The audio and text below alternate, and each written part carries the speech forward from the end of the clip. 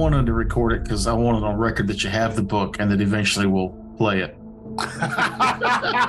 So what did you buy, Terrence? You have a lot more faith in him than we do. Okay, so on Cyber Monday, I was looking through the RPG stuff, and usually the RPG stuff that is discounted is pretty thin on the ground. Like, not a lot of RPGs get discounted on like Black Fridays and stuff like that.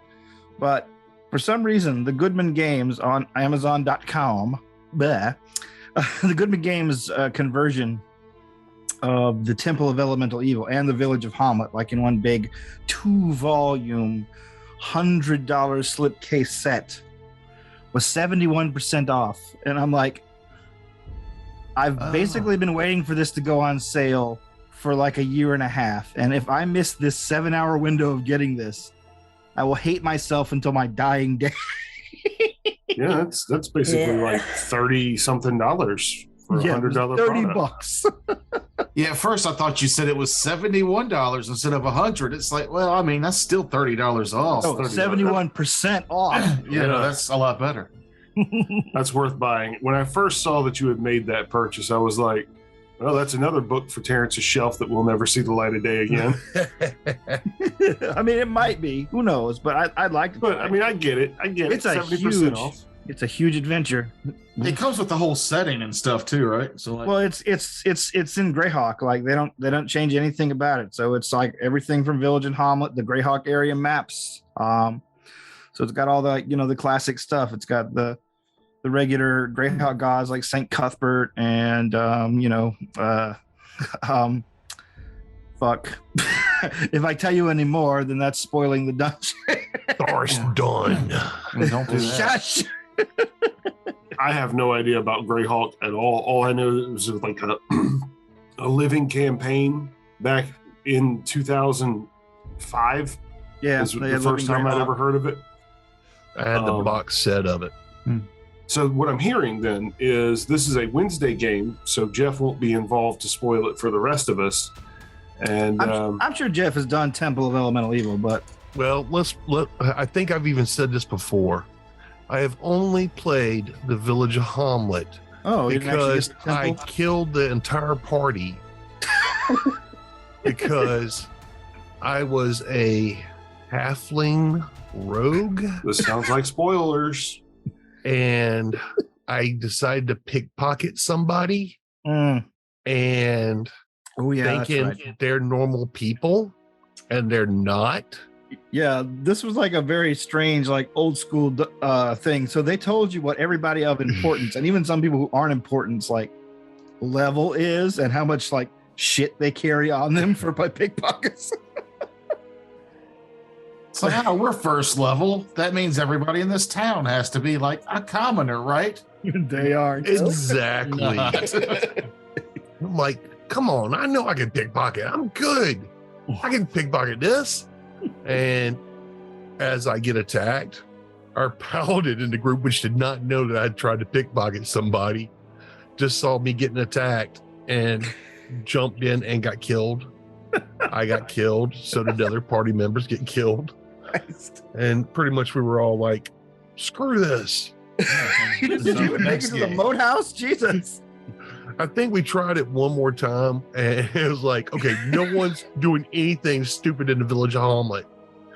And then we got like to the dungeon, and it's like halfway through like the very first section. It was like, screw this. Is that a very sandboxy setting? Not really. The Village of Hamlet, like the main attraction of it is like the dungeon, the moat house dungeon nearby. But it like leads into like the bigger story of the Temple of Elemental Evil, which is the next much bigger module. I'm trying to play through Out of the Abyss module currently. Well, no, this would be much more probably linear that like you're looking for. Okay. Because that's my first module that I've ever played, and it's a play. We're DMing ourselves while we do it, so it's kind of just like my buddy and I are just playing pretend with a rule set. I mean, that's what we're doing. Yeah, I know, but it's a lot more self-satisfying. Does it feel weird? Self-aggrandizing, maybe? Yeah, it does, because it's like, well, if I'm running this chapter, I know that NPC is not the guy to fuck with, but my character doesn't. So I need to play it as I've got to do what my character would do. You know, I got to make that argument. Yeah, I don't know. Like, people write adventures for solo play, but they have to be written in a real specific way, or they have to be written for people that are really into the solo play thing, like people that can just completely disassociate. Yeah, totally compartmentalize. Yeah, like, written in a way where just like, could you just daydream? If you're gonna do that, like, what's? Yeah, but it's difficult to daydream with a friend who lives in Atlanta. Then it's just weird conversation that we're having. So when he said solo play, I thought you were talking about like, okay, this is just me. Here we go. Yeah, there is that. There is a DM yourself thing.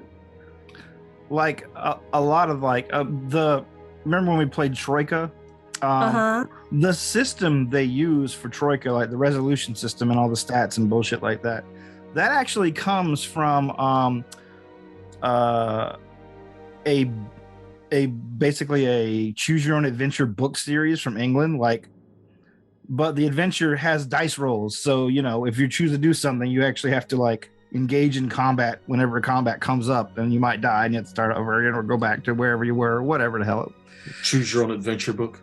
Yeah. Like, I was thinking that was the way it would need to be written, is like, this page is the description of where you're at. Yeah. And then you can't decide what you're going to do until you resolve where you're at. Yeah, and then when you make the resolution, then you flip to the next page and it goes, well, if you pickpocket this guy, the whole party's dead. Thanks, Jeff. Yeah, thanks, Jeff. You're welcome. And of the myriad choices in role-playing games, that's gonna fill a lot of pages. Like, if it's just for like a kind of that's gonna look like the manually written book that sent the shuttle to the moon. Yeah, you basically just 5 foot tall stack of papers. It sounds like something you just have to do like in a computer anyway. Like, yeah. But like, wouldn't it be cool if like we lived in a world where like you could play a game like that and see, like, you can actually see your character on the computer screen and tell it what to do, and like your choices had consequences. Like, it's a video, but it's like also like a game that you're playing. Yeah, amazing. It's kind of a text-based adventure, but with pictures that move. I was at work and we were very slow, and I was bored, and I've got a Nintendo emulator on my phone that every once in a while I'll just scroll through and pick a random one. And I played Battletoads for like 20 minutes. And then I played because you hate yourself. The first, I couldn't get past like the first level on Battletoads on my phone. Which, after the pixel art in that, I forgot, is still really good. But aside from that, the first Dragon Warrior, like, you have to move the character over the staircase, then hit A, and then a list of things come up, and one of those lists is to use the staircase. So anytime you want to interact with anything in the world, you hit A, and a list of things you can do come up, and then you have to scroll through that list to pick the thing to do. And I'm like, man, I'm really surprised RPGs made it past that. Like, that is fucking horrendous. My problem with video games, I don't want to call it a problem. My hang up with video games is one of the first video games I ever played was on the Atari, and it was E.T. Oh, no. Atari. Like, you got dealt the worst hand. Yeah. I fell into a pit in like the first 30 seconds of toddling along. That's the game. And I lifted his neck, and I shrunk his neck, and I lifted his neck, and I was like, this is stupid. Fuck this. Turned it off. And it has colored my entire perception of self-fun for the rest of my life. You played, hands down, voted, the world knows, the worst video game ever made. That was your first experience with a video game. Yeah, maybe you should give it a second try. Well, I have in the past. I tried to play Metal Gear Solid. I played Tomb Raider. I played the Wolverine game. I tried Call of Duty. The only games that really stuck for me were World of Warcraft because it was just running through the woods that were pretty and killing things occasionally. And my character looks dope when he does stuff. And Skyrim. Mm. Those are the only 2 video games that really resonated with me because it wasn't like, oh, you fall in a pit and now you're stuck. I'm gonna date myself real quick. So It's called masturbation. Yeah. That's second dating yourself. Oh, The first role-playing game I played was D&D, and it was in a DOS format. So the walls were like X's, and you moved a letter around, and it would generate treasure. It was actually really good for the time. nerd. Sounds great. Yeah. Sounds like Dwarven Fortress now. That sounds like the scene in The Matrix where Cypher is looking at blonde, brunette, and redhead on the screens. Yeah. Frakes, I want you to think about what Jeff just said and realize that your first experience was still way worse than that. Like the world knows that DOS-based D&D game exists, and ET is worse than that. Well, Jeff had a fond memory about it. Yeah. If I remember correctly, I think they went somewhere in California. They went The to a pit? landfill and found a pile of those ET Nintendo cartridges Atari. being Yeah. Atari being disposed of. Because they were did so badly. Yeah. They were just destroying them instead of trying to sell them. Mhm. It's losing And see- teams Super Bowl t-shirts every year. Yeah. They couldn't send those to Africa, though. Using to fortify like houses or whatever. Yeah. No, I think that's one of the main reasons that I never really was that super stoked about consoles that came out. It was like, oh, this is just going to be ET all over again. I'm going to spend $60 for a game and get stuck in the first 30 minutes of it and can't figure it out. Now I had a dope hand-me-down Atari. Was my first system, the 2400, just a joystick, red button, pole position, Donkey Kong, Pitfall? Centipede, Joust? Pitfall. I never played Joust on it. Oh, really? I feel like everybody I knew had Joust. Like, That was a weird game. I like the sound effects. That's what was supposed to be. What was that movie that came out with? He's in the video game world. Ready Player Right. One. Ready Player One. Instead of the big race at the beginning of that movie, he's just supposed to play joust with a lich at his high school, which I think would be way cooler. But obviously, I'm in the minority of people who go pay lots of money to see a movie. Well, you're just not a studio exec. Are you Steven Spielberg? Right. He knows better than you. Yeah. No, fuck him, because I know this movie came out a long time ago, but look, anybody who's like a gamer and tries to break games, like especially like old like console games from like the 90s, that it's a racing game, and there's some trick to this racing game. You mean it took years for somebody to figure out to go in fucking reverse at the beginning? Like that's like the first thing they do. Yeah, second thing, first time you try to do the race, sure, fuck that. Well, I wonder what happens if I go in reverse. Like that is the first fucking thing you do to break a racing game. That's it. The rest of the movie was real stupid after that. I like seeing how far I can go before the Koopa with the cloud picks me up and drags me back to the beginning.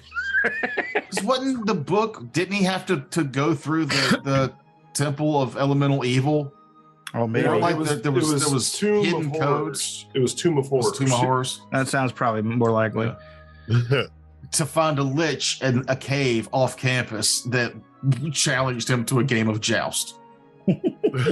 I would rather see that movie. But I have in my head because I have an imagination. I have read a book. Imagination. Even a book like Ready Player One. Anybody else watch Willow? Not yet. Not The new show? yet. I meant to do it today, but I forgot. It's fucking dope. I watched the theatrical release of Jutsu Kaisen movie, which I did not know was an actual movie that they had made. Well, there was a chance somebody here had seen Willow. The shit you're talking about. Jeff, Jutsu Kaisen. No. Shit. I've watched the series, but I haven't watched. See, that's what I was saying. I remember you talking about it before. I went back and started watching a certain Magical Index. That's good too. Is that the name of it, or are you describing the show? A certain Magical Index is the name of the show. There's also a certain scientific railgun. Right. They're all playing the Tin Roof this weekend. Why does every anime sound like the title, the name of some indie hipster band now? It's fucking upsetting. I feel like we've made this joke before, but it still fits. Yeah. Well, watch Willow. I did see a commercial for it, and it looked. You're right. It did look good. The thing I like about Willow is that it's only the one movie, right? Yeah. So like, you watch Lord of the Rings, you go, we're gonna see orcs, we're gonna see elves, we're gonna see dwarves, we're gonna see that kind of stuff. With Willow, you don't know who the fuck is showing up to do shit. Yeah. Like it could be, and like the bad guys look really fucking dope. The magic's cool, and Willow's dope. Willow's dope. The original movie had a pretty cool looking dragon. Yeah, even for stop motion. Well, even a dragon, it was that 2-headed like stop motion claymation. Fucking, it had it looked like a hog-nosed snake because it had the burnt up nose. I thought that was supposed to be a dragon. I thought it might not be. I thought it looked like an elephant seal. Its nose that kind of hung over its teeth. It's just an unestablished like setting. Right. As far as like the monsters and bad guys and even the good guys that show up can do weird shit that you don't expect. Yeah. It's an original fantasy piece that is not derivative. It's a little derivative of every fantasy piece. Well, I mean, they all are, but yeah, they all are. But it's not. It doesn't have the established elves are these, orcs are that. That's what I liked about the Beastmaster. Those fucking giant bat things, and then like, they were kind of like. As a kid, I was like, "Oh, that's a golem," but it's just a dude in a weird helmet that was chasing those fucking ferrets around. Oh man, and of course the scariest part of Beastmaster, Riptor. Is that when they came to New York? No, it was the first one. Yeah. No, the worst part of Beastmaster is the fact that tiger died. That didn't happen. Remember? I was like, I feel like we talked about that. That was an urban legend. Right, but still, that's the worst part of Beastmaster. Everything else is great. But it didn't happen. Yeah. I feel like we're what I'm saying is there's no bad part of Beastmaster because the fact that the tiger didn't die didn't happen. Well, then you obviously haven't seen Beastmaster 2, Beastmaster New York. I'm talking about the first one. Beastmasters, they made a second one and it's terrible. Yeah, true. Now, if you talk to our buddy Will, the worst part of Beastmaster is the fact that it is such a deviation from the novels that it comes from. Oh, yeah. He was very upset. Oh, my God. He was pissed off about that. It wasn't a science fiction. Yeah. The Beastmaster's supposed to be in space. Will used to get mad. Used to get mad at gaming. I don't remember that. Get mad at stuff, but I have never seen anybody as livid about a movie that came out 30 plus years ago. At that time, 40 now. The Beastmaster's supposed to be able to speak to fucking animals because he's a spaceman, and it's just like, okay. He's part of a special commando force that goes to other planets to talk to their life, and he's supposed to be an American Indian. I feel like that's a lot of shit. That's a lot of shit to change. Holy shit! Yeah, the only thing they kept about the Beastmaster was the name. It's just like the Dark Tower. The only thing they kept from the books about the Dark Tower is a Dark Tower and a gun. I say he's justified. I agree with him. Yeah, but I mean, you weren't there, Mahogany. Let me take the level of anger. Yeah, it was like unreasonable, surprising. It was so high. I thought he was gonna die then. You're right though. He was sweating. Like in Dragon Ball when suddenly just somebody breaks out into glory. Yeah. I thought he was gonna flip the glass table over in that garage. Yeah. And at first it was like, oh, he's just being mad. You know, some people get mad to be funny. I do it often. We realized quickly he was coming out on his forehead. It was just the same as when he rolled a 1. That madness, he was just as mad as when he rolled a 1. His ones, oh my God, he would go crazy. Yeah, shrapnel. This was worse. This was 3 ones in a row worse. If the guy who directed that Beastmaster movie came in, Will would have gunned him down. Yes. And happily gone to jail. It was that level of anger. Very possible because Will always had his piece on him. Always. Just in case that situation arose. He wasn't scared of getting robbed or jumped. It was there in case the Beastmaster director just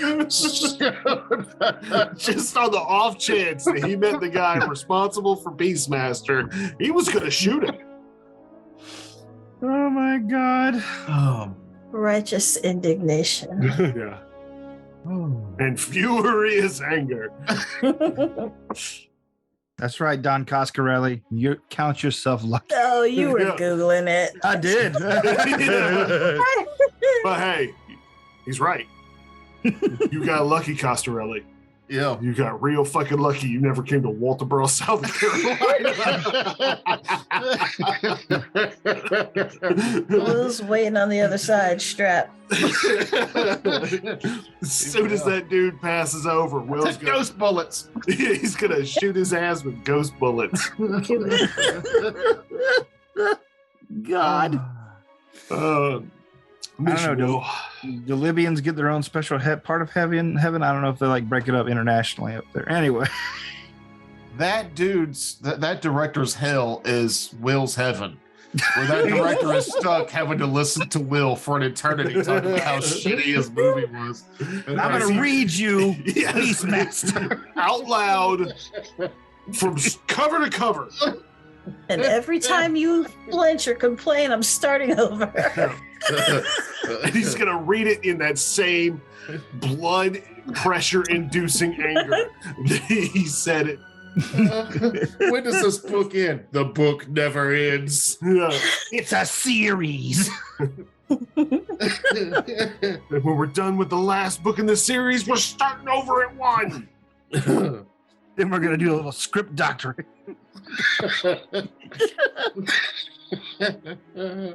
Oh, that's good. I miss Will.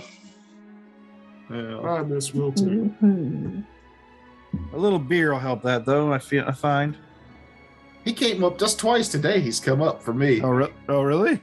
Yeah, somebody was asking me today because I'm working in a new place. They were asking about the podcast and stuff, and the guy that was talking to me was saying about he ended up talking to me about how he was making his own forge at home. And I was like, I know somebody who's done that before, and which was Will.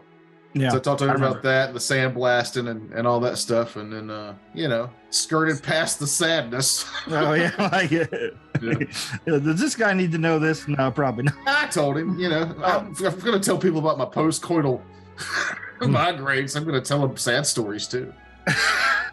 Wait, that isn't a sad story. I'm an open book.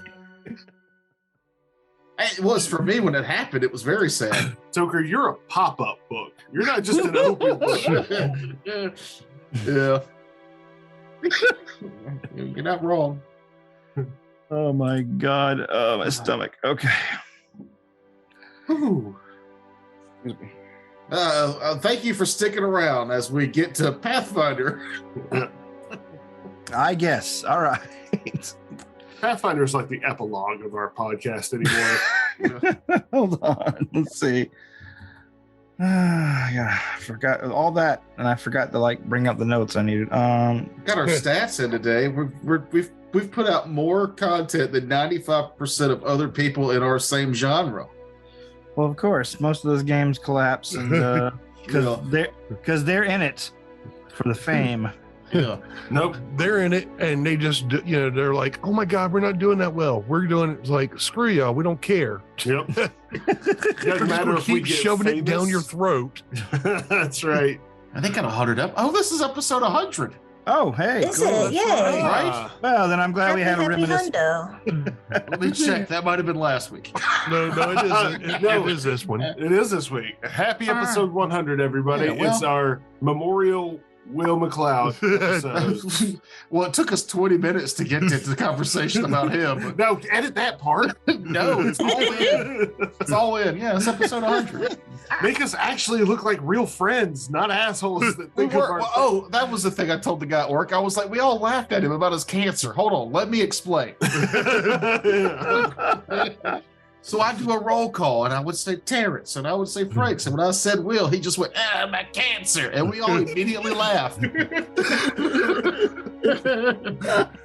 was still my favorite episode. Oh my God. Because who says, ow, my cancer? A funny person, that's who. If you haven't joined our Patreon, you could go see him play from the hospital. Oh, yeah. Oh, yeah. No. I mean, it's not a pretty sight, but it shows dedication. Yeah. Oh, what is it? I mean, if you saw our faces, you would think the same thing about us. You probably would think I have pancreatic cancer. I bet they're funny. You're like, oh yeah, that guy has some sort of degenerative disease. Did that buy you enough time to pull up your notes? Yeah. All right. So when last we left off, you guys had just completed a small mission of your own devising, raiding an old Doomguard facility, a storage house where they had, in fact, imprisoned some sort of entity that was anathema to their philosophy, a creature that created life, that healed, that repaired, that was essentially one of the divine conduits that healing magic goes through. And after putting your own freedom on the line to help it escape, it blessed you with a few things. So I said we decide I said you guys can decide off camera what exactly the creature gifted you with. Like, you were surrounded by weapons and armor of all makes and sizes and whatnot, all of it in pristine condition, including your own gear that you're wearing. So what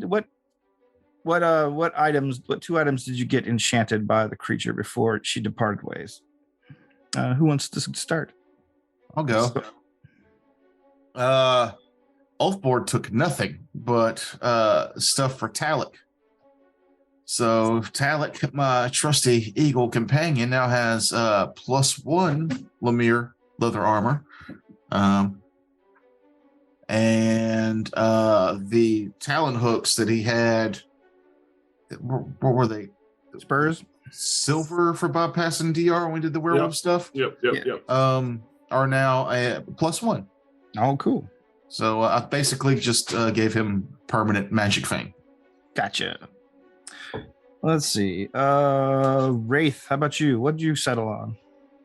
Well, Wraith went for his dark leaf long coat, turned that into a +1. And for weapons, I had my pepper box enchanted. Cool. Now, I did want to ask, you said there was at least one musket that was among all that crap. Yeah. I would like to get that musket. Okay. Because I would like to take that musket, and this is just something I'm planning on doing, is taking that musket and breaking the game. Absolutely. And basically going to combine it with the other musket to make it a double-barreled musket. Okay. Over time. And I double-checked, it's actually been done in real life. Okay. Yeah, well, there's the double hack butt this in game. That's like a double-barrel musket, isn't it? You just wanted to say hack butt, didn't you? but it's kind of, that's really overpowered. That's an artillery piece. It's not an artillery piece, but it's more like a really powerful sniper rifle that gives you a -4 on every shot. Okay. And you're supposed to technically it's supposed to be rolled around on a little carriage. That's why I call it an artillery piece. But it's still it's basically a sniper rifle. If you ever look at pictures of it, is just like super long barrel gun. Like for the name, I was thinking like a short barreled kind of weapon with a fucking axe head at the end. But all right. Oh, that's the one that actually has to be like mounted on a carriage. Yeah. I thought there was like a double musket in the game already. There is a double musket, but I just figured that since there probably wasn't one there, I would just take the other one and combine the barrels into one stock. He's gonna double his own musket. Got it. Yeah. 1d10s against touch AC. There you go, Terrence. Okay. I'm not afraid of that. 1d12s. Oh my God, it's too much. I can't. I Jesus. Those are D10s for a small one. Yeah. No. Hey, I looked through it. I could have made something super badass, but no, I'm trying to keep myself within reason. You're letting Toker's bitterness about other campaigns he's run influence your decision. Yeah. Okay. I'm glad.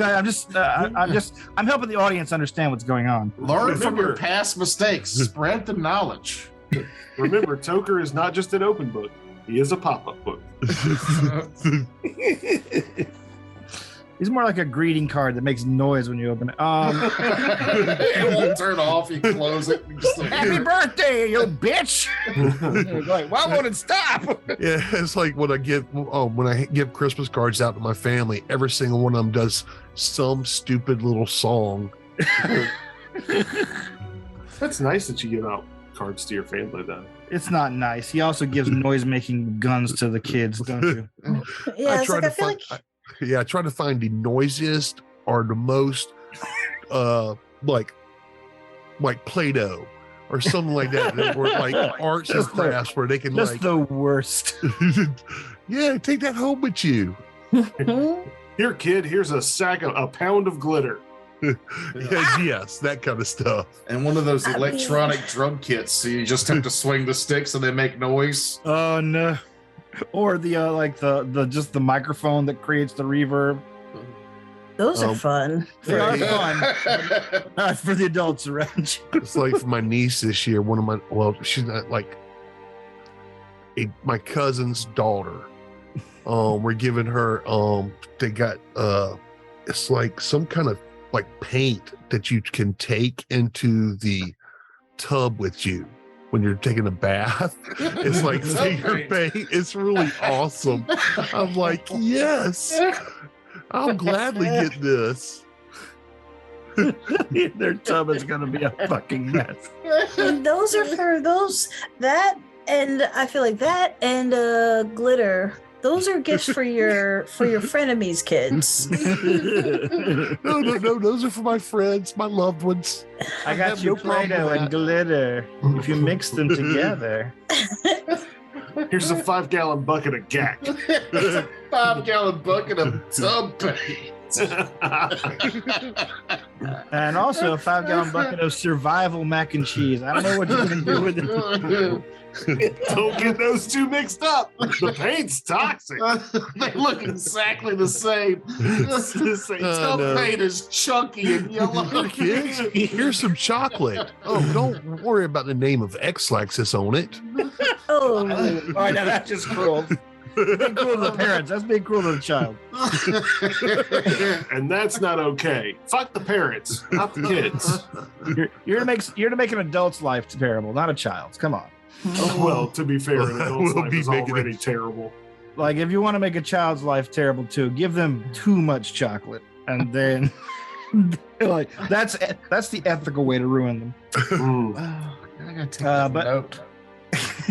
Tub paint. I don't know why that made me giggle so much.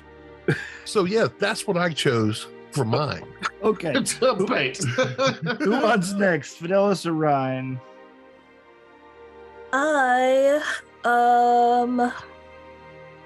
my armor, my chainmail got a +1, Alrighty. and my silver smashy slashy became a +1 Okie as dokie. well.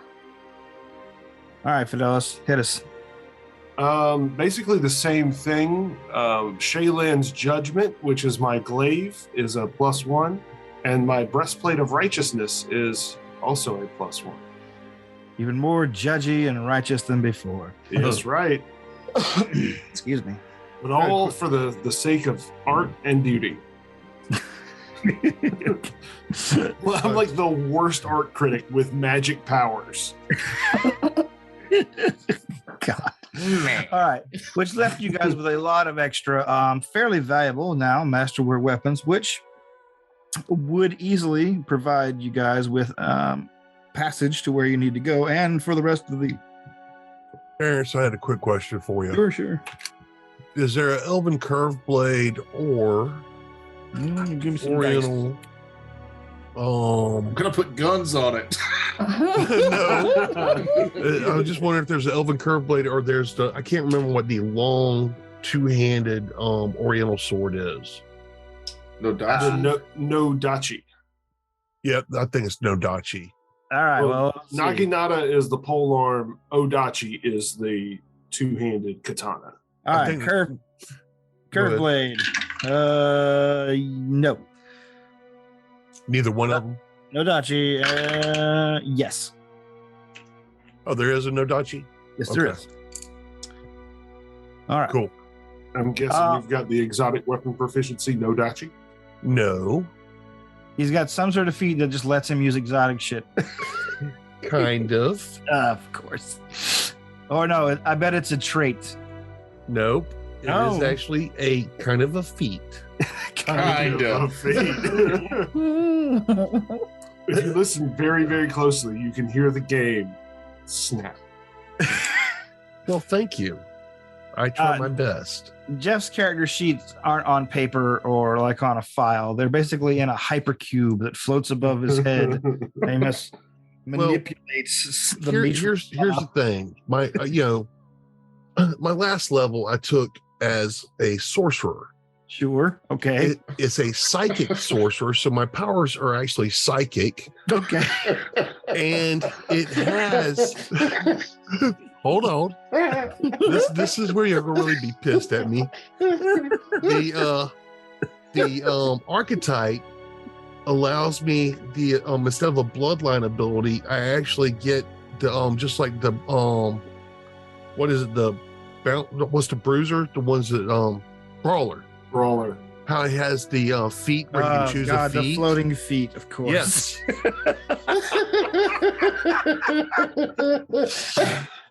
I spent an hour before game trying to remember why I went Eagle Shaman instead of just regular Druid. That's the only thing I've done. I can't remember what the payoff was supposed to be. Oh. And Jeff is a investigator, gunslinger, sorcerer, brawler No, just a sorcerer. with brawler tendencies. With it has the ability to do some.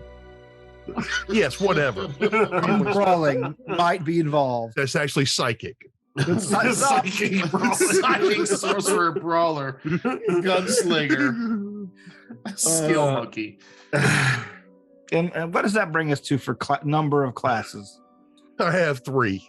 Of course. Okay. Well, you know, Out of 5 levels, I have 3, so only Which I slightly think's- over 50%. which I think's the most I've done so far in any game. But can you roll knowledge nobility? Absolutely. of well, course. It can. At a plus 14 and plus a D6. Just don't bother taking any skills. Well, fuck you, Jeff. If I'm in a game with Jeff, and it's pretty rare that I am, I always just put all my points into fucking tumble or whatever the hell gets me out of combat. Looks like it's acrobatics and perception for me. Acrobatics, perception, maybe use magic device, maybe. I got perception and disable device pretty good. Yeah, that's you. Let you handle all that. Mhm. Anyway, so fuck. All right. It's all love. Yeah. The Oh, we're out of time, everybody. But can you handle animal? No. I Well- can't handle any of this. Uh-huh. I mean, I do have the handle animal skill, yes. Mhm. I put at least 1 point in every skill I could possibly get. I got a +9, so there. Oh, you beat me. I didn't say I didn't say I was good at everything. I'm only mostly good at it. I chose knowledges to be my big thing. And you wonder why I get tired of Pathfinder. I think it's an awesome system. Of course you think it's an awesome system. You can fucking like make it snap under the weight of your own hubris. All right. What? I don't get that. Huh?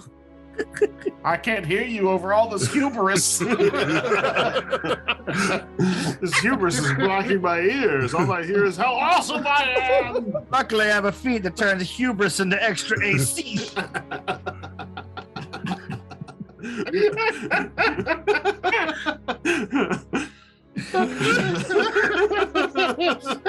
I just don't get what your problem is. What's funny is there's probably a feat like that. Oh, shut up! Oh, good times. Hey, I choose a concept and then I make the game do what I want for that concept. Yeah, I manipulate reality so that like this game works for me. Well, see, here's the deal.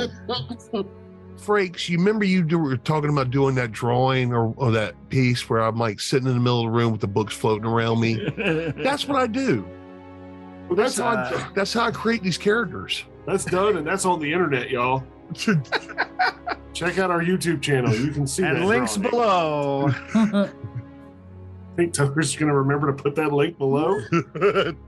No, well, even if he doesn't, I think it'd be funny to make people go look. Links below to our special 100 episode contest. That's right. The link should be right down there. I think it'll be amazing. You'll be surprised. You saw me turn my mic and camera off, and now you're giving me work. My whole face is leaking from laughing about that hubris joke. All right, are we all back? Okay. I'm gonna pretend to start again.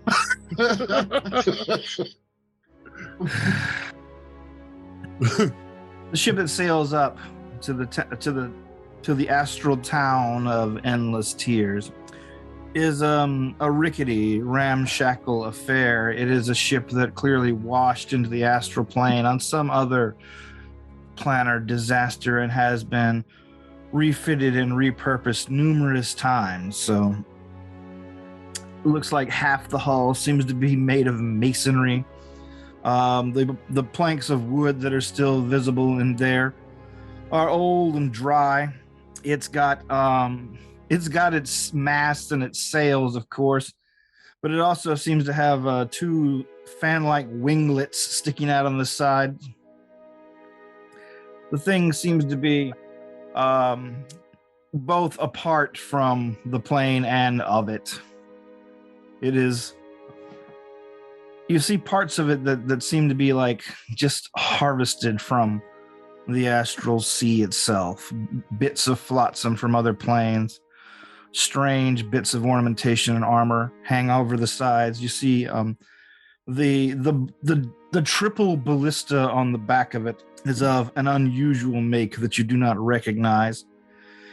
And the crewmen all seem to be a mixture of human, Ganassi, tieflings, and other plane-touched folk.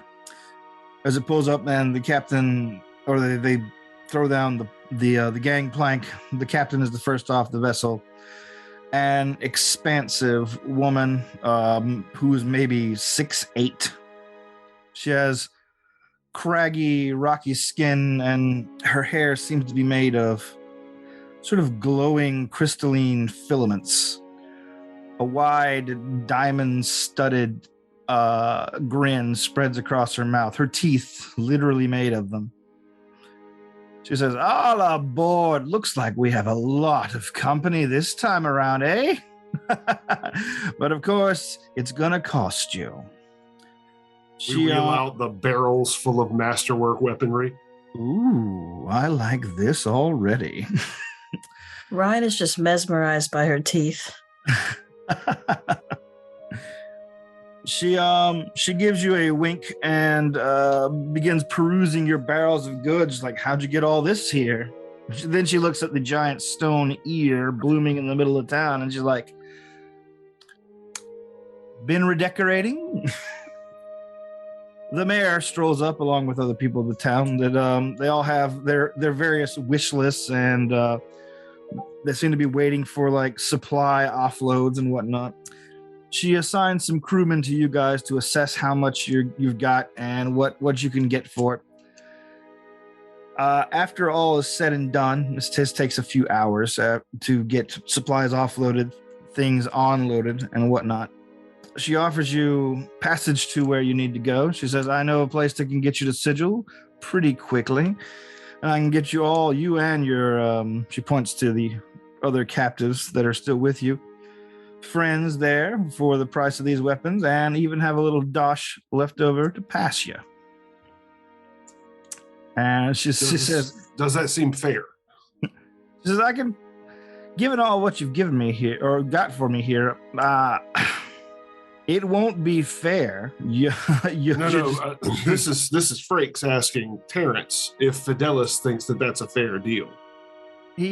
Well, given that you don't know exactly where in the world she has to take you, that part is hard to suss out. But as far as the value of the weapons, she offers you an additional beyond the passage that you want for the 13 of you. Beyond the passage that you want for 13 of you, she offers you an additional 1,500 gold for the remainder of the weapons, which you know is low. But you're guessing it might be the most cash she has on hand at the moment. Will the trip also provide us with food and board? Oh, of course. Plenty of food for all. If you like, rations.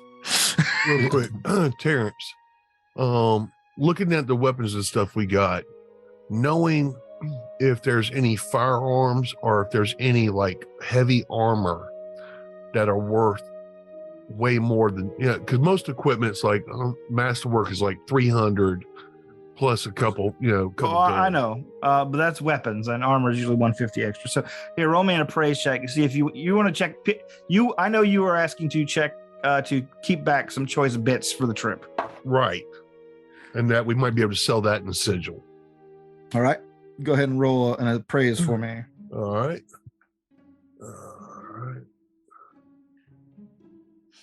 20. I got a 15 plus. What is my praise? Okay, yeah, plus 11. Okay, 26. All right, yeah, you're able to go through. You see that there are a couple of pistols that would probably sell for more than what this the ship captain's going to give you. There are two. I'm not going to say full plate because the Doom Guard kept things pretty piecemeal, but you can assemble 2 suits of full plate out of the stuff that's extra. Okay. Oh, well, then we're just gonna look at about setting those couple pieces aside and then see what we can get. All right. Yeah, then that'd be fine. I'll throw the same figure at you. Okay. Just assume that you guys have your own trunk or crate with things that you want to keep.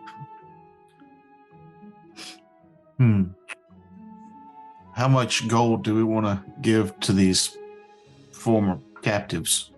Well, you got 1,500 to split between y'all. And there's 13 of us, so we give each of them 100 gold, 10 gold. That's like 3 years worth of work. That's prison return right there. Spend 20 years in jail and get back a check for $735. God, you're a cheapskate bastard. So wait, there's 13 America. Huh? There's 13 of you, yeah. There's the total. So if we take the 4 out, that's there's 9 of them. And Marcus says he doesn't need anything. He's got he already took a portion of the loot, and he points to like the various pieces of armor he procured. So then there's eight of them. Yeah. The other So 7 eight captives, like I said, left with the planar scout trying to find a more more homeward bound color pools. Cool. Then we give those 8 ones 10 gold each, and split it 4 ways between the rest of us. That'll give us 355 gold apiece. Right. Math. 355 each. Yeah. All right, give me a second. Math. Oh.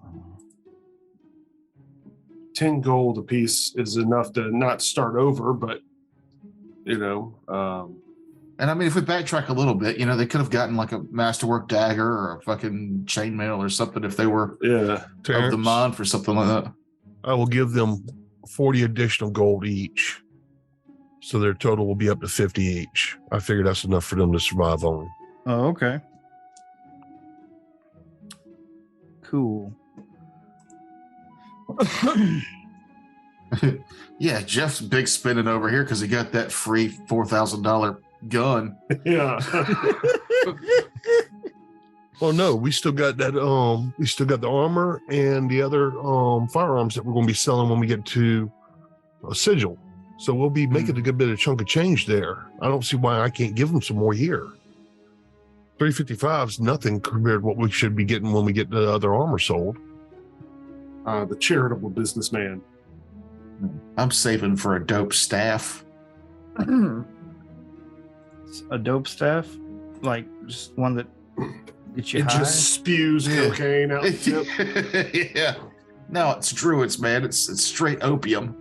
Right. Oh, it like casts the slow spell just with a cloud of opium. Just to whoever's holding it. All right. So the This seems fair. the captain who goes by Captain Courtside, welcomes you all aboard and tells the residents of Endless Tears that she shall see them in a quarter of a year. Good evening, good days to you if you mark those sort of things. And you set off. The ship, the trip to where you're going is another couple of weeks of sailing. But like I said, this is the astral plane, so time is difficult to reckon anyway, unless you are a habitual clock winder, and you see they actually have a guy on the vessel that maintains a large clock in the mess hall, winding it every 12 hours. The captain tells you that they have strict schedules to keep, and they can't let the astrals having them drift off out of living memory. You know how it is, right? She basically makes everyone comfortable. She does ask for you guys to put a little work in, but she offers like some fair recompense to those of your crew that is willing to put in a few extra shifts to give her men a break, and they earn a little extra coin that way. I'll be willing to assist. Yeah, Okay. I'll toe a line. All right. So after the 2 weeks, once you guys arrive at your destination, you've all got an extra 20 gold in your pocket, or if you've volunteered to help. And she lets you off at a town. Excuse me, not a town, a port. An astral port. This place is heavily fortified in that it has several astral warships floating in the distance and nearby. She says, here it is. Now, you're going to be... you're not going to like where you land, unfortunately. But it is the most convenient place to sigil that I know of, at least out in these parts. It spits you out near one of the gate towns. Do you know of them? You can? I will roll knowledge planes. Same. I'll assist the Jeff. I rolled a 15. 39. All right, you 15, not so much. 39, yes, you apparently a consummate planner scholar, Wraith, know the gate towns. They are towns that connect on the Outlands, the concordant plane, the plane of neutrality, whatever. They border both the Outlands and another plane along the Great Wheel. They also are convenient to sigil, as most of them always have an active portal to the city. She tells you she's spitting you out here. You're gonna be spit out near the town of Hopeless. Don't let it drag you down. Move through it as quickly as possible. Try not to mess with the locals much. It's on the border of Hades, so don't eat the food. Get in, get what you need there if you need anything, but keep going is my advice. After making dock on this port is built on one of the other floating, I guess, calcified deities here out in the plain. That's what the land masses are here. This one that seems to be bundled up in a sort of a fetal position. So along the shoulder blades is this port town with what appear to be a lot of stone warehouses and things. And it's got a lot more business and activity and whatnot than Endless Tears did. But you're guessing no one here really stays very long, except for the people that run like the few brothels and other entertainment venues for the Astral Sailors. They tell you that they tell you to get happy before you go through, and they all are selling liquor. Once she lets everyone off, she wishes you a good day and tells you have a fair sails and a wonderful life.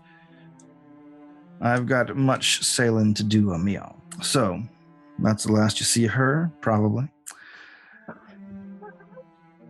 And you guys are on essentially the outskirts of Hopeless in short order.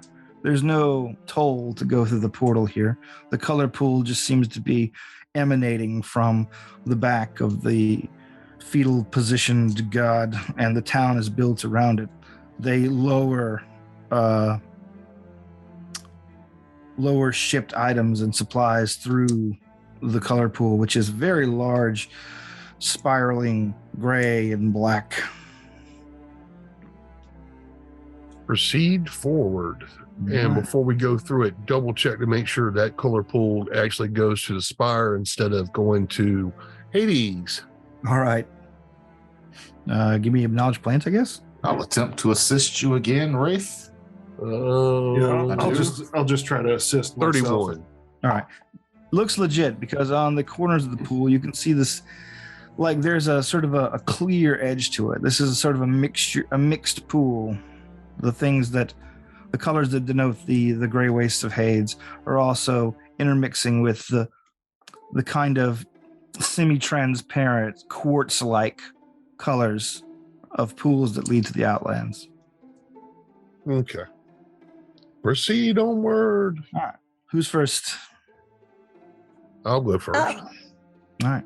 The color pool is in the ground. So basically you're stepping off into sort of a black and gray swirling abyss for a momentary sensation of falling and then being projected forward instead of falling down. Like the gravity changes directions on you. So make a reflex save.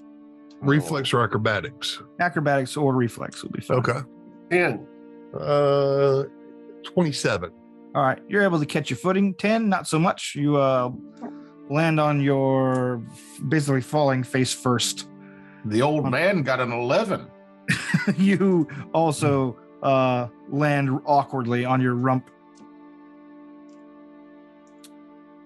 As do most of your compatriots, honestly. Let's see what... Except Marcus lands on his feet, of course. I got a 17 unless it's against poison. All right, It's a poison fall. You also land next to the mostly man but partially cat mercenary on your feet. His big bushy orange tail slashes back and forth excitedly. He's like, "Ah, been a while since I've done anything like that." Hopefully it'll be a long time again. Get up! It's we're at a fresh new. And then he looks up at the environment, and it's just a sort of a sea of slate gray buildings with dark skies overhead. He's like, a fresh new opportunity.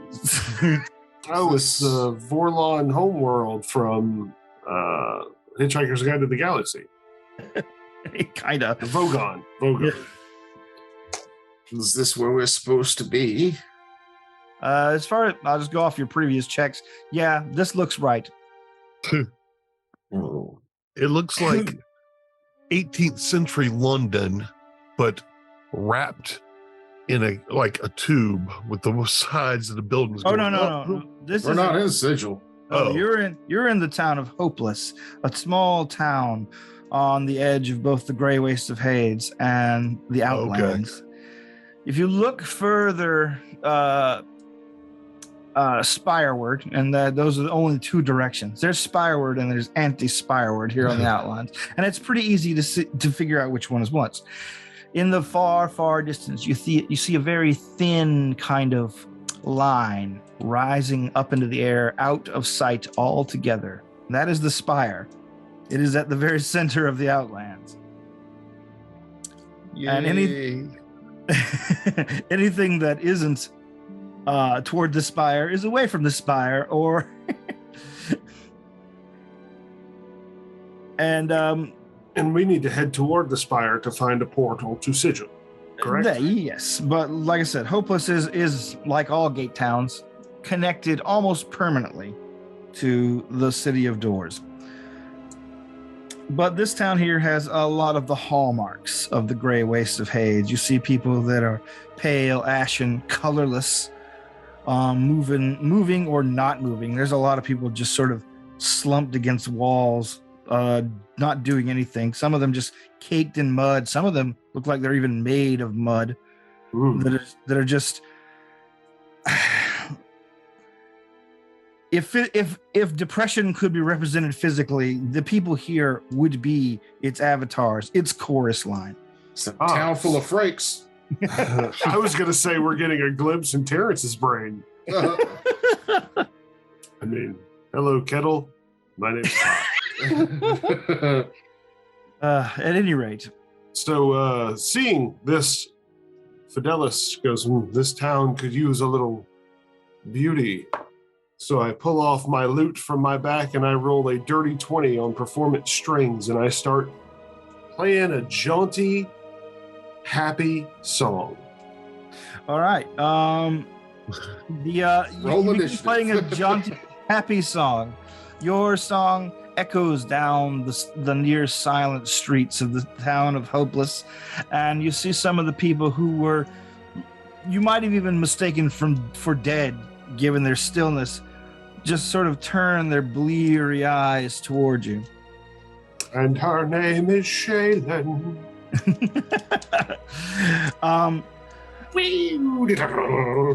The activity that you've generated here in the streets has not gone unnoticed, however, and you see sort of a dour-faced person stalking towards you, your group.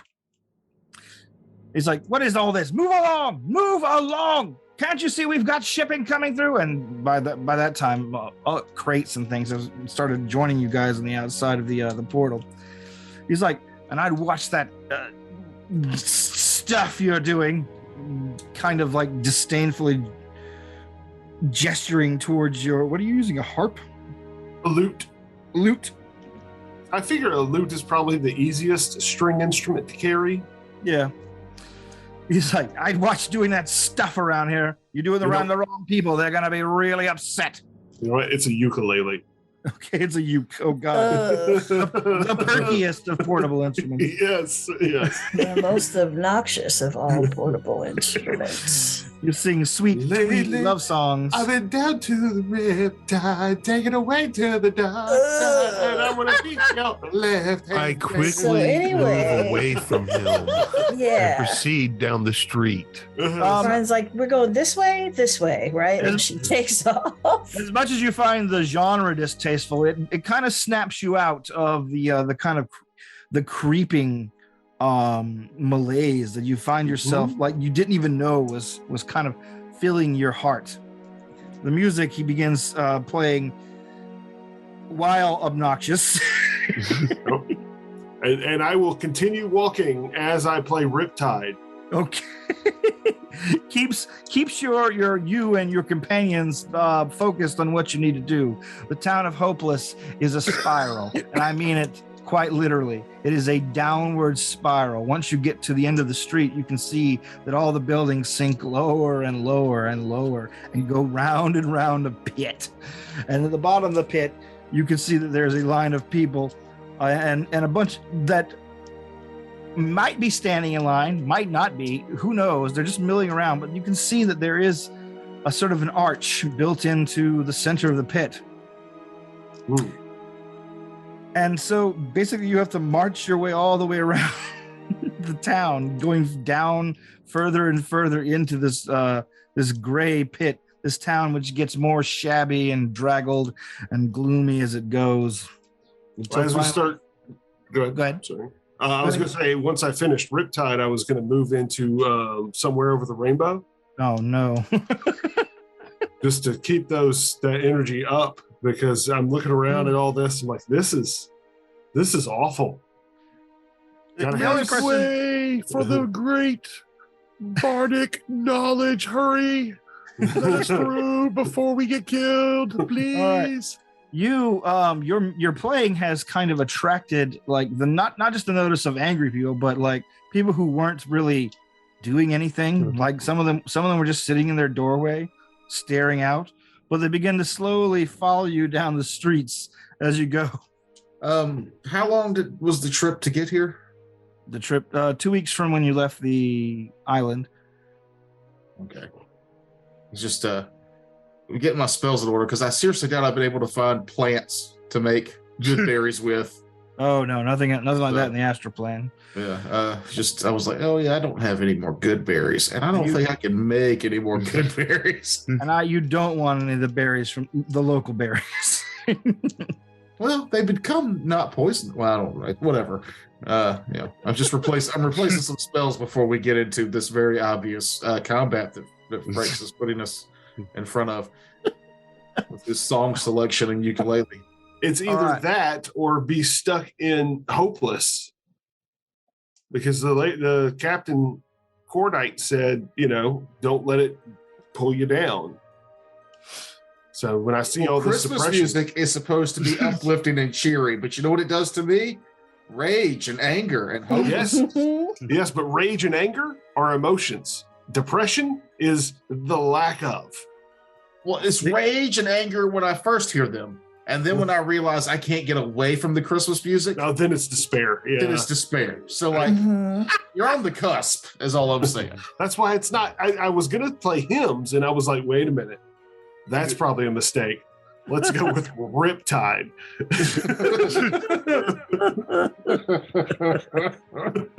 Oh my God. Okay. So you guys spiral your way downtown, and like I said, you can see there's a small knot, and then crowd, and then mob by the time you guys get to the bottom of the pit following behind you. Like there are people that like their faces have been utterly crusted over with mud and like you can see that they're rain streaked. Like these are people that looks like they just stopped in their tracks here weeks ago and just have not moved since then. But now that you've kind of gotten them up and out going again, some of them have like a sort of a desperate spark into their eyes, trying to move their leaden feet towards you guys as the sultry tune of Riptide echoes. Well, and then Somewhere Over the Rainbow. When you finally get to the bottom of the pit, the street opens out onto a plaza where you see a lot of people just sort of laying in the mud near the portal. The portal itself is patrolled by a beholder, a creature that you guys have only heard of in passing and legends and things like that. A creature that is generally an underground creature, generally a creature that is solitary, but this one, its eyes are milky white, its body is gray. A line of like green flecked drool slowly leaks to the ground below, but all the eye stalks are wiggling vigorously as it looks towards you. And as you begin moving forward playing, you see the stalks begin to move much more furiously. Actually, when I see the beholder, I kind of stop. Boing. Yeah, the cartoon boing noise. And the beholder goes, "This is the wrong game system for me." Somebody had to go fishing for conversion stats. Knowledge craziness. Do we know what kind of beholder it is? Regular. The one. Mahogany, are you familiar with beholders? Knowledge. It's where beauty is in its eye. Dungeoneering. Oh, actually, yeah, that would be a good question. Then we should get along just fine. No, that was that old joke about the quest for the sword of beauty. It was in the eye of the beholder. It was in the eye of the That's where they beholder. found it. 31 on my knowledge, dungeoneering. Here's your creature. It is basically a sphere with 10 eye stalks and a central eye and a mouth. It looks like Slimer with fucking tentacles. Eye stalks. Yeah. Yeah. See, I was thinking meatwad. It's like a much more hostile meatwad. Yeah, like a very hostile Swedish meatball. Or we could do cute ones. Here you go. Oh, I has eye stalks. Totes That's adores. a cute one. Anyway. yeah, Google cute beholders. There's a lot of them. All right. The beholder does not appear to be attacking, and it is basically just observing. It lets out a sort of a gargling noise. You're guessing which might be language, and you see that there is a hooded figure just near the gate itself. It calls out, "Halt. Do you wish passage?" Yes, please. There is a price. Quick, take this musician. Take this musician's instrument. Or the whole Please. person, whatever it takes. He reaches into his robe and he pulls out a gray wooden box and shakes it. Oh, rhythm section. Stop that. You No, were what going to does- say a harmonica. What is the price? The price is a secret. Oh, okay. My grandmother's biscuits also get 1 cup of water. She does not know why, but she does know that if you don't put the cup of water in there, it doesn't rise as much.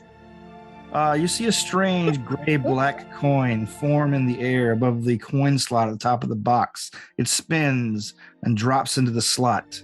You may pass. I pass. Next. Next. I ate my twin sister in the womb.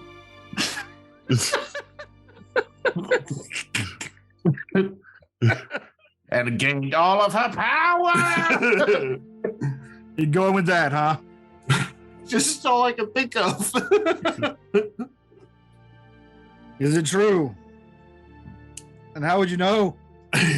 Well, that was the story that my mother told me and made sure that I kept that to myself.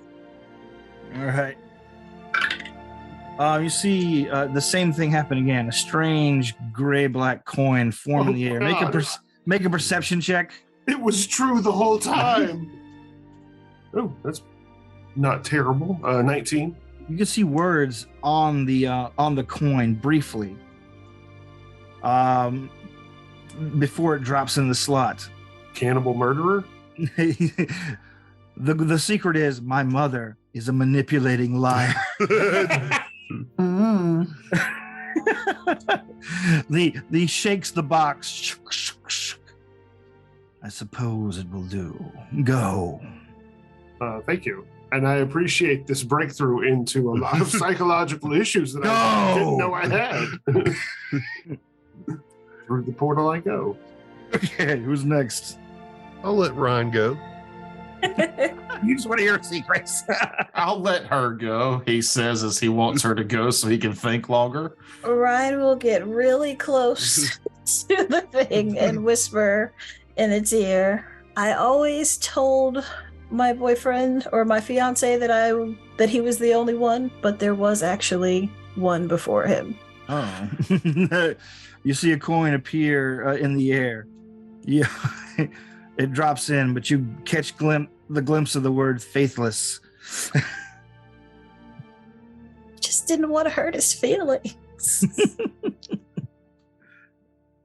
But, yeah, I wouldn't call that faithless because it was before him, not during him. Mm-hmm. Oh, I thought you meant you cheated around. You stumped around. No. There was one before him. He just thought that he was the first. Sorry. Then the coin would say, used goods. You can see my face right now. I figured you'd get a response. Well, I never. Wait, was that not your first? the coin says cowardice. What did mine say? Sure. Bad biscuits? Hmm? He didn't think of one for yours. It was so mundane. Mundane secrets. I wouldn't say it was cowardice. I didn't tell him because I didn't want him. I knew it would devastate him. Overly kind. Kind interpretations are not what this plane is good for. Well, whatever. See it how you want to see it then. Wraith, you are preempted as someone steps in line in front of you. It's Marcus. He steps out and says, "Ooh, I want to try. This sounds fun." Wish I could still lick my penis. I killed the Duke of the county where I killed the duchy where I'm from. No coin appears. Oh wait, I guess I did tell a lot of people about that one. All right. I once had a threesome with a two-headed giant, which means, count them, 5 heads. Oh. I thought the fact that it had 2 heads made it a threesome. No, it was two two-headed giants. Yeah, how many 3 bodies, 5 heads. You do the math. How many 2-headed giants does it take to go from sex to orgy? Is it like It's 2. Is it just 2? It's just 2. Every time 2 of them have sex, it's an orgy? I guess so. In this case, though, no coin appears. He's like, oh. Of course he told people that. He's proud of it. He says, it has to be a secret if you want to pass. He thinks for a moment. He's like, I don't know. And then you see sort of a dawning come over his face. He's like, he leans forward and you almost don't hear Wraith him mutter the words, I really miss my wife. A coin appears and he steps through. The witch. I step up. Okay. And I go, whisper a secret and go through. I am. I cast glibness. And I say some shit. No, I go, I am the only one alive that knows this. I seek my disgraced uncle my uncle that disgraced my whole family, Cybot Artus. Okay. A coin appears. This time, not gray or black. This one gold, and slides into the box. You may pass. And I proceed forward. Was there anything written on it? Uncle aside. Oh no! It did not have it did not have anything written on it. It just had a symbol, a skull on either side. And I proceed forward. Would that be avuncular side? You I don't know. You guys wait for a moment, and slowly, first of all, you arrive in probably one of the dankest back alleys you've ever seen. But after a while, the rest of your party comes through. Well, all except one. The last guy through says, I don't know. He just sat there. He as I was turning around, he just ran away. Oh, well. It's because I stopped playing music. I should have just kept playing. We could only do so much. I wonder what kind of secret scared him off that bad.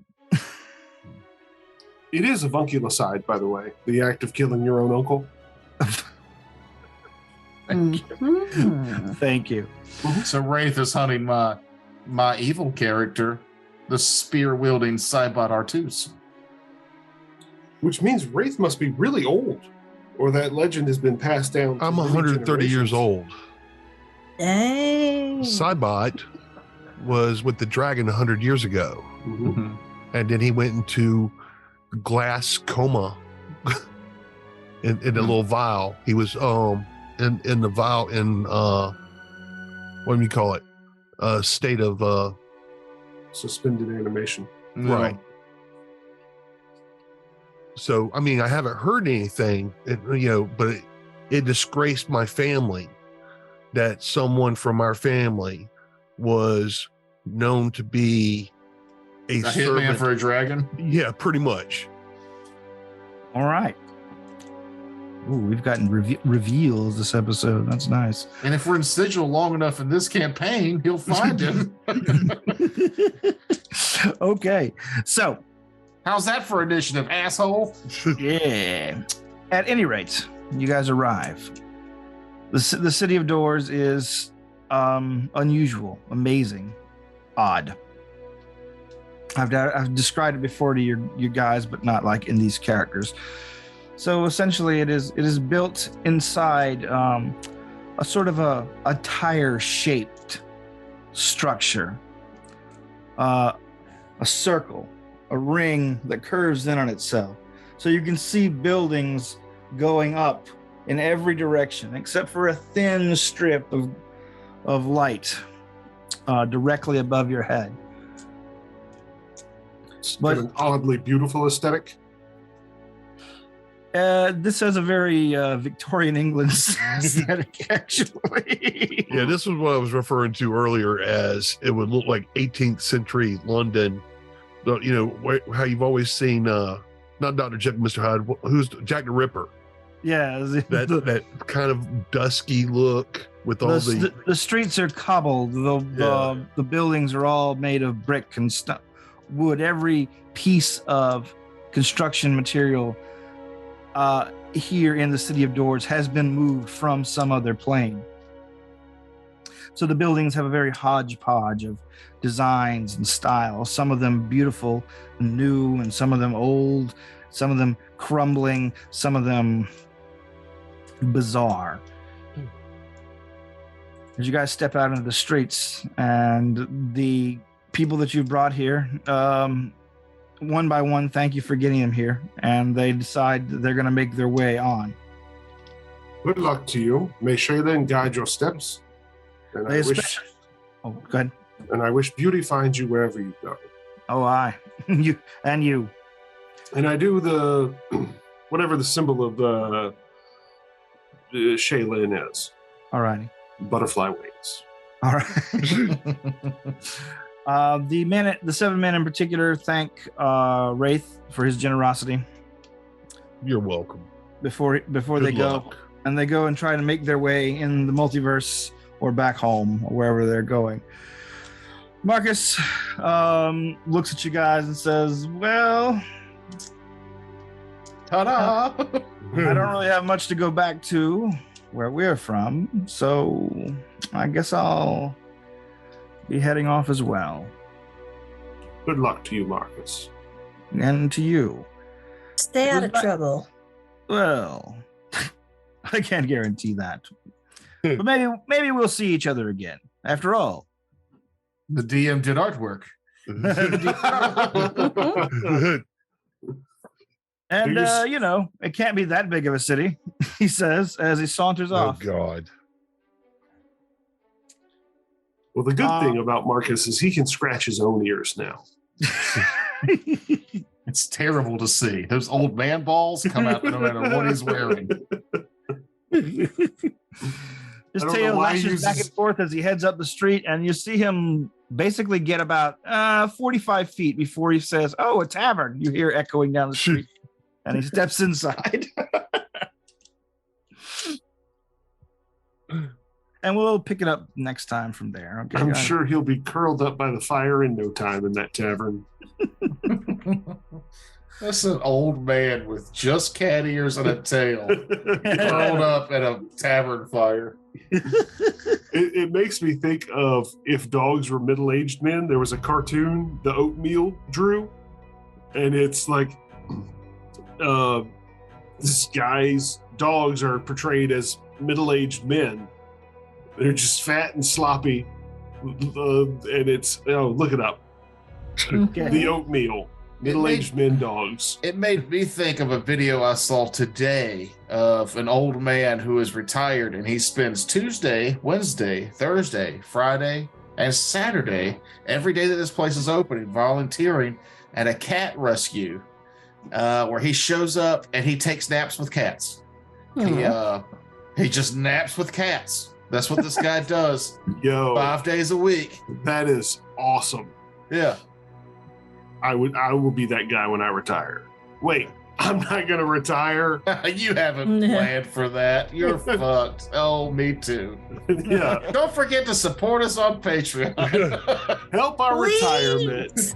we want to nap with cats. I definitely want to nap with cats. All right. Yeah, this was fun. This was our extended hour plus long 100th episode. Thanks for sticking with us, everybody. Thank you. Yeah. Okay, bye. Goodbye. Bye. Bye. Lately, I've been down to the riptide, taking away to the dark side. I'm gonna go, man.